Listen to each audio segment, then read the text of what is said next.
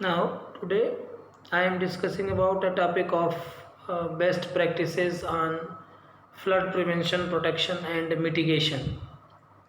Flood, flood is a type of disasters uh, which governs with the help of the controlling of water basins.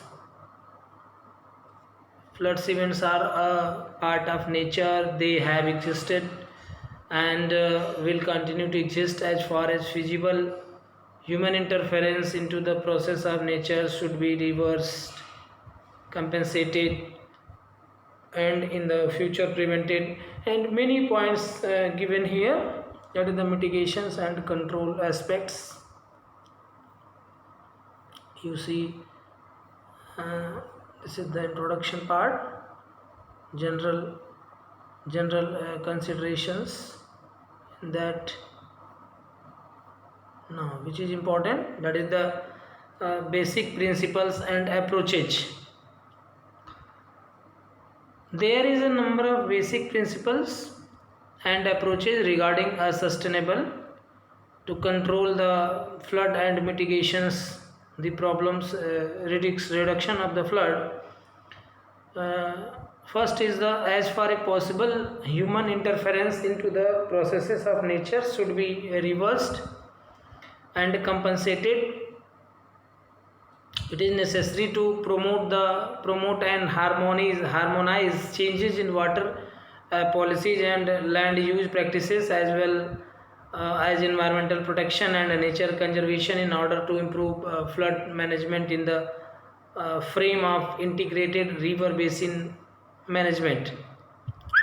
Now, second one is this should cover the entire catchment area of water course and promote the coordinated development, management, and conservation of actions regarding waterland and related resources, such as holistic approach is based on multilateral and even multinational cooperation, including interdisciplinary planning for the whole catchment areas. Now, next one is the considering the evaluation and trends the approach to natural hazards.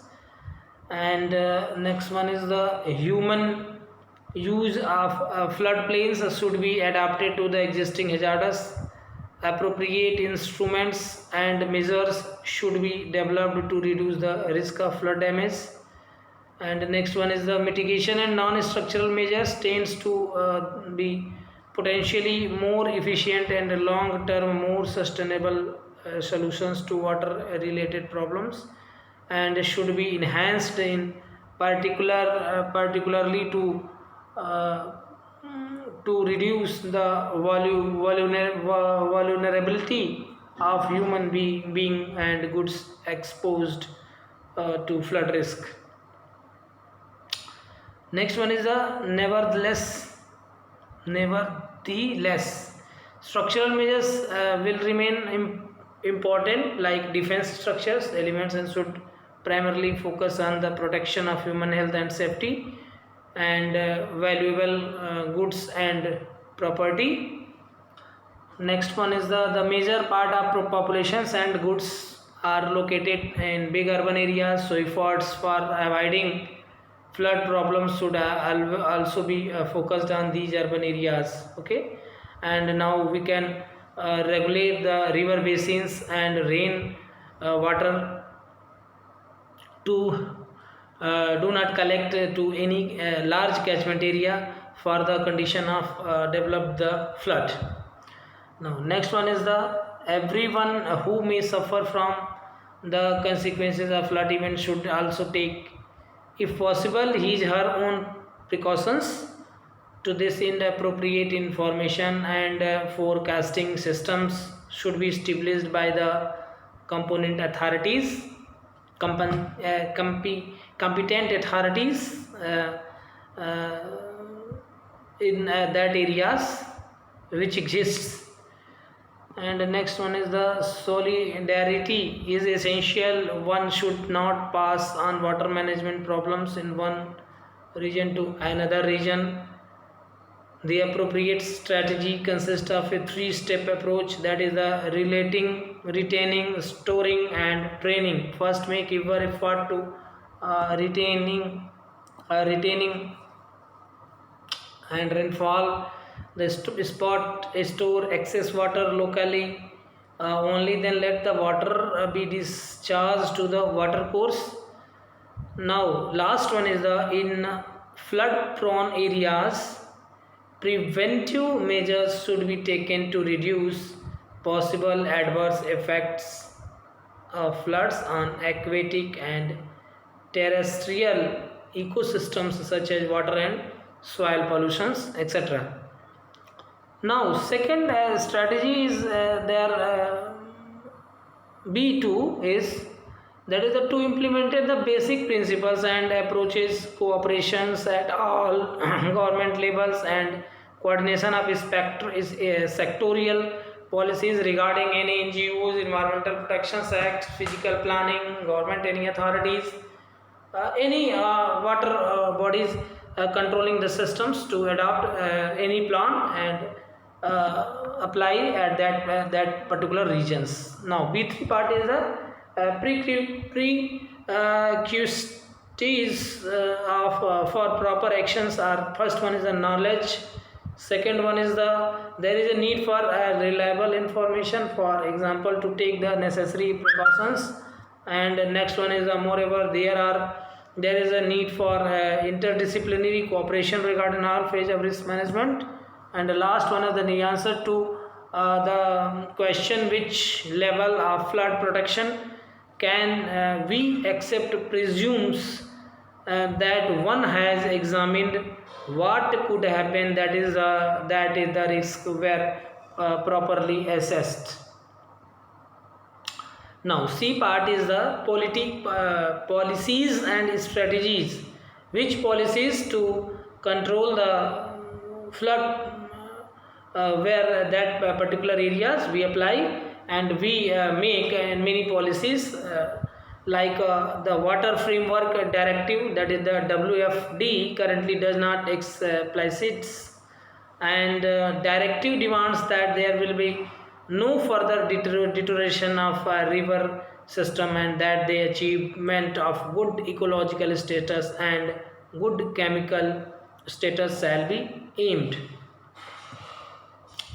Now, next one is apart from the WFD, the European strategies on flood protection must also make use of and integrate other policy fields such as transportations, agricultural policies, shipping policies, urban development, emergencies management, and especially nature conservation.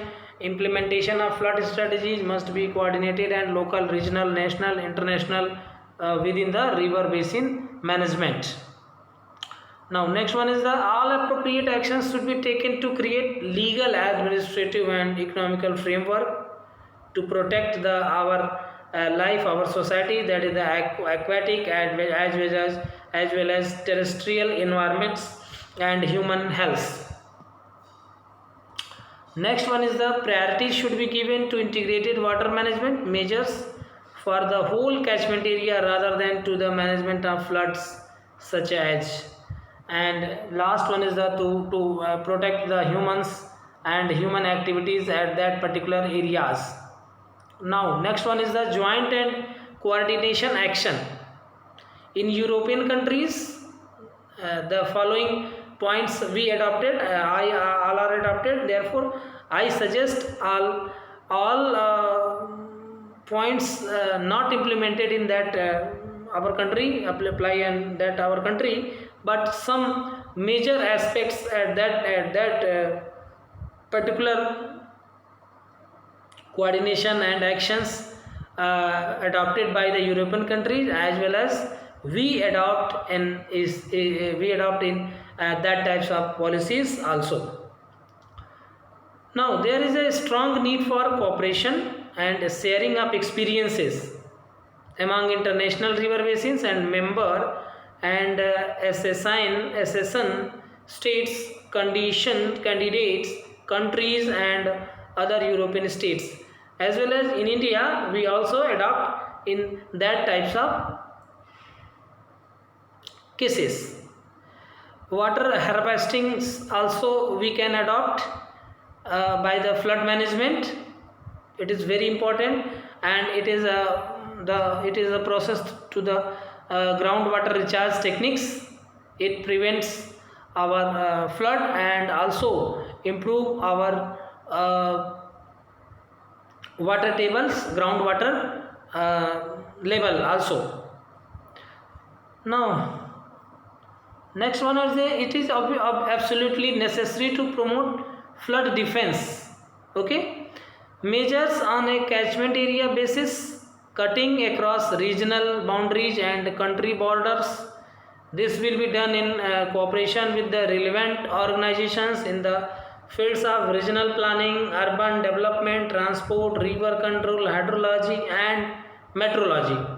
Okay, all are to participate in the mitigation and protection of flood at any condition and any situations. Okay,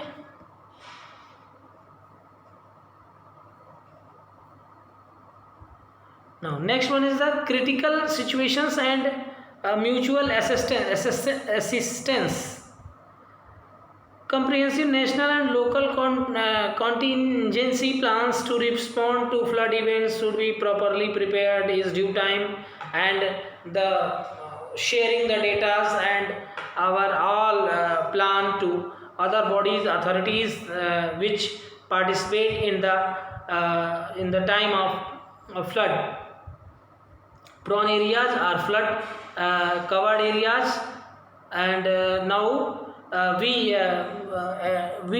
prepare riparian countries when drawing up and agreeing upon procedures for mutual assistance in critical situations where the failure of flood conditions, and should spell out formalities to facilitate the travel of flood responses personnel from abroad, that is by plane, boat or land, on land, any situations.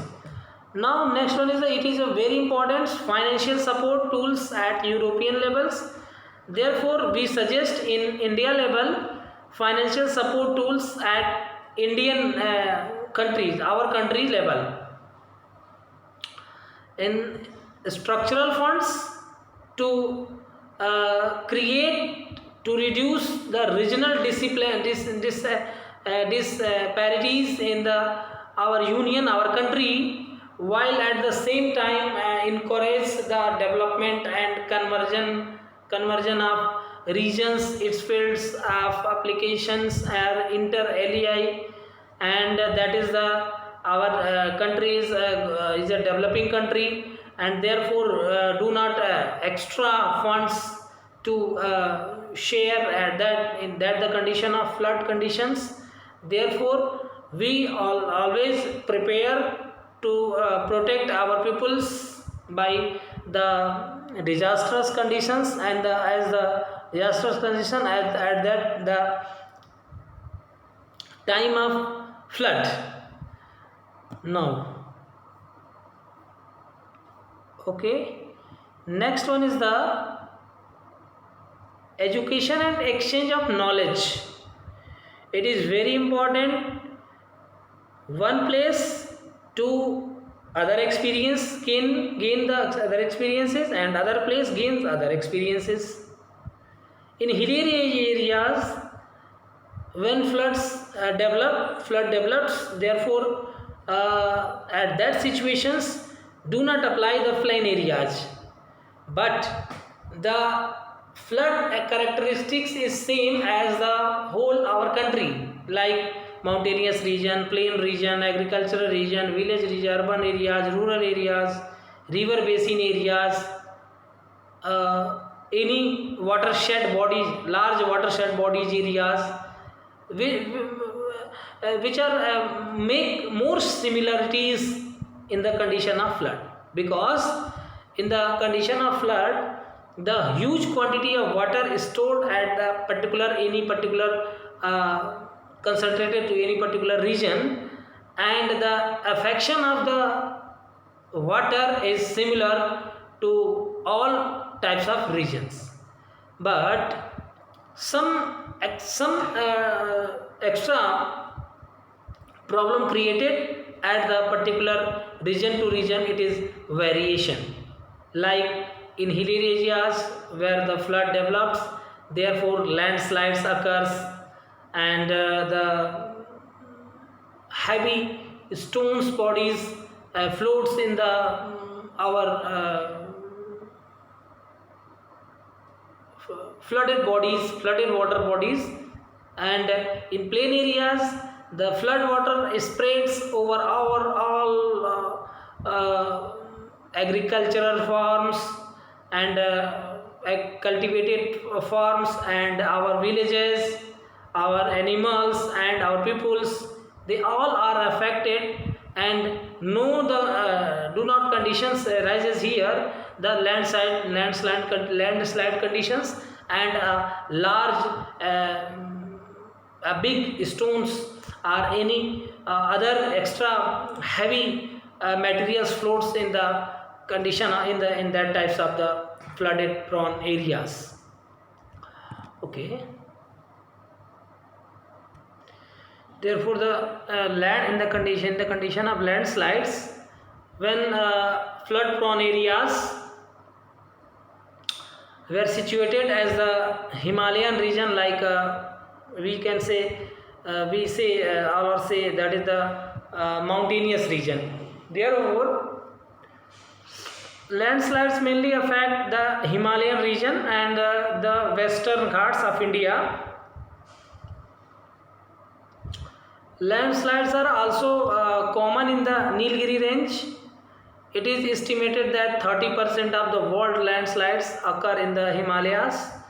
The Himalayan mountains, which constitute the youngest and most dominating mountain system in the world, are not a single long land mass but comprises a series of 7 curvilinear parallel folds running along a grand arc for a total of 3400 kilometers. Due to its unique nature, the Himalayas have a history of landslides that has no comparisons with any other mountain ranges in the world. Landslides are also common in Western Ghat in the Nilgiris in 1978 alone. Unprecedented rains in the region triggered about 100 landslides, which caused severe damage to communication lines, tea gardens, and other cultivated crops. A valley in Nilgiris is called avalanche valleys. Scientific observations in North Sikkim and Garhwal region in the Himalayas clearly reveal that there is an average of 2 landslides per square kilometer. This is the very critical conditions, very problematic conditions. The mean rate of land loss in tons 120 meters per kilometer per year, and annual soil loss in about 2500 tons per square kilometer, given in below figure. That is the landslides prone hazards zone in India, prone hazards in India. In landslides we see in that picture, this is the critical complicated landslides we see on that picture. Sources Save the Hills organizations. Landslide in Darjeeling at Darjeeling in 2010. In the year of 2010, we see in that pictures in back sides we see the house is safe. Here this house is goes to safe. but here is a landslides, like a downwards fall, downwards landslides, like that. Okay, so this is now this is the landslide sites. Okay, landslides constitute a major natural hazards in our country, which accounts for a considerable loss of life and damage to communication routes, human settlements, agricultural fields, and forest lands. Based on the general experience with landslides, a rough estimate of monetary loss uh, in the order of 100 crore to 150 crore annual annum per annum at the country price of the country as our whole country. Now we see in that pictures here moderate to low, high, and very high. Now see in Himalaya region, here situated in Nepal, here it is the Nepal country, Bhutan. Okay, now therefore in red color, here small this is the here red color, red either here, and here totally completely red color we see in that pictures, Meghalaya, Tripura, Assam, and some part of Uttarakhand, and Jammu and Kashmir, that is like Srinagar and etc. In red dark red color, which is like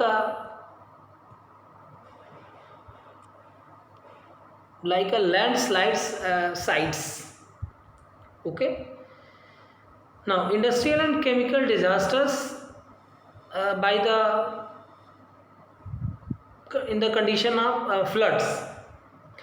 When flood occurs, therefore a chemical factory goes to submerged by the water, and the many types of chemicals is stored in our chemical factories. Therefore these chemicals mixes in our flooded water, and therefore it goes to completely a condition of industrials and chemical disasters in that situations of the flood prone areas. Okay, now next one is the uh, 1 minute. Now next one is the institutional framework regarding any types of disasters occurs in India to govern with the help of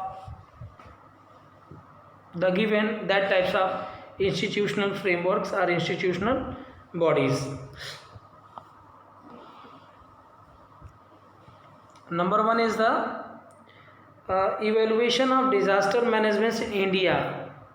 Now we can say how to evaluate the disasters conditions situations in India. To disaster management in India has evolved from an activities based on a reactive step to a protective institutionalized structures, from single faculty domain to multi-stakeholder step, and from a relief based approach to multi-dimensional proactive holistic approaches for reducing risk.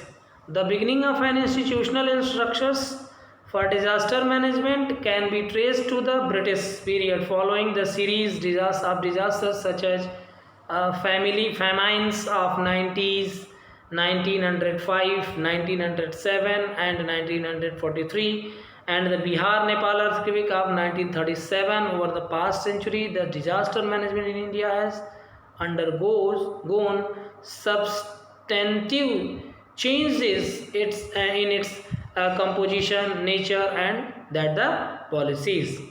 Now next one is the disaster management during British administration and post independent.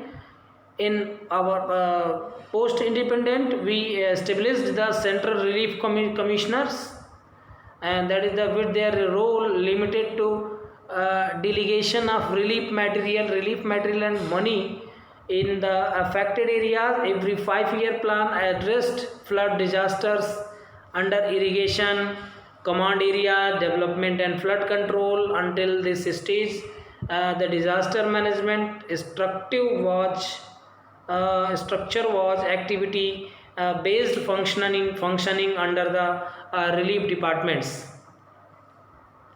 Now next one is the emergency of institutional arrangement in India. Why to arrange in the situation of emergency conditions under the disasters? That is a permanent and institutionalized setup began in the decade of 1990s with setup of a disaster management cell under the Ministry of Agriculture. Following the declaration of the decade of the 90s as the International Decade of Natural Disaster Reductions, that is the IDNR, by the UN General Assembly, following series of disasters such as Lautur earthquake 1993, Nepal, Malapa landslides 1994, Orissa super cyclones 1999, and Bhuj earthquake 2001. A high-powered committee under the chairmanship of Mr. J.C. Pant, Secretary Minister of Agriculture, was constituted for drawing up a systematic, comprehensive and holistic approach towards disasters. Okay. Now the division of was shifted under the Ministry of Home Affairs in 2002 with Cabinet Secretaries notification number document.cd 108/2002 dated 27 to 2002, and the hierarchical structure for disaster management evolved in India. Therefore, some organizations and the structures of disaster management division is headed by the Joint Secretary, that is the DM in MHA, who is assisted by 3 directors under secretaries, sections officers, and technical officers, senior economic investigator, and etc. Now, next one is the disaster management framework. Wow, how to create a framework under the situation of disastrous conditions. Therefore, a multi-stakeholder high-powered group was set up by involving representatives from different ministers and departments. Some of these ministries were also designated as the nodal authorities for specific disasters, and we formulate a framework under the situation of disaster conditions. Now, present structure for disaster management in India is what? In that figure, national disaster management structures like that is the Government of India is the first body, and it is in 3 parts, like Cabinet Committee on Natural Calamities, Ministry of Home Affairs, and High Level Calamity. Okay. And in Cabinet Committee on Natural, that is the ministries and departments of Government of India, Planning Commission, inter ministerial committees, armed force ministries and departmental of states policies, state disasters response force. And here, therefore, a Ministry of Home Affairs, National Institute for Disaster Management, National Institute Disasters Responses Force, National Disasters Mitigation Resource Central, that is the Central paramilitary forces, fire services, civil defenses, home guards, NYKS and NSS, which all are interconnected to each other. That is the we see in that pictures here the arrow, see arrow represents, double headed arrow represents to interconnects all are here. That is the NDMA, NEC, states, SDMAs, SECs, district administrations, domains, local authorities, and now last one is that is the community, professional bodies and academic institutions, scientific organization, corporate sectors, technical institutions and NGOs, which we see in that pictures all are to control, all are govern, all are to formulate in the situations of disastrous conditions by developed by any things, any situations, any techniques, any bodies, that is earthquake, flood, tsunami, landslides, volcanic eruptions, any types of any types of disastrous conditions we control in with the help of that bodies by the national and international level in the India. Disaster Management Act, that is the 2005, which under the govern the disasters management, creates the many further the amendments of 73 third and 74th amendments to the constitutions and emergency of local self government, both rural and urban areas, as important of governance. The role of local authorities becomes very important. The DM Acts 2005, also disaster management, that is DM what disaster management Acts 2005 also invises a specific roles to be played by the local bodies in the disaster management. So now this is the National Disaster Management Authority, that is the NDMA.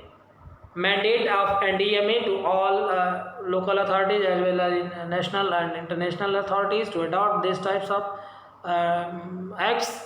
And now we see in the legal institutional framework of the Disaster Management Act 2005, DM Act 2005, that is the central government bodies and state government bodies and district administrators. Central government bodies governs adopt or formulate to MHA, that is the nodal ministers, NDMA and national executive committees chairs HS. State government's body, that is the SDMA and state executive commissioners and district administrator is two things, panchayat and municipalities, and all are to interconnected and govern to the disastrous conditions is very easily by the help of these types of acts to govern in the Disaster Management Act 2005.